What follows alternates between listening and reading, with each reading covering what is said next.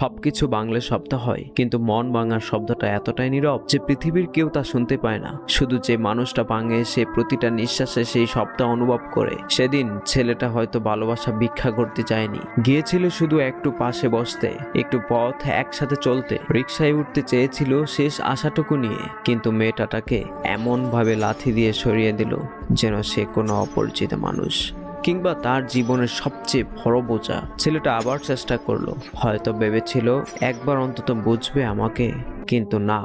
প্রতিবারে ফিরে এলো অপমান, অবহেলা আর ঠান্ডা ঘৃণা। চারপাশের মানুষ দেখছিল, কেউ হাঁটছিল, কেউ অবাক হচ্ছিল, আর ছেলেটা সে শুধু দাঁড়িয়েছিল নিঃশব্দে। চোখ দুটো স্থির হয়েছিল সেই রিকশার দিকে। রিকশাটা ধীরে ধীরে দূরে চলে গেল, আর যে মানুষটার জন্য এত ভালোবাসা, এত অপেক্ষা, সে একবারও পিছনে ফিরে তাকালো না। হয়তো সেই মুহূর্ত ছেলেটার বুকের ভিতর হাজারটা কথা চিৎকার করছিল, থেমে যাও, একবার শুধু ফিরে তাকাও। কিন্তু ঠোঁট নীরব ছিল, কারণ কিছু কষ্ট শব্দ হয়ে বের হয় না, শুধু মানুষটাকে ভিতর থেকে শেষ করে দেয়। সেদিন একটা ছেলে রাস্তার মাঝে দাঁড়িয়েছিল ঠিকই, কিন্তু সত্যি বলতে সেদিন তার ভালোবাসা নয়, পুরো মানুষটাই ভেঙে গিয়েছিল।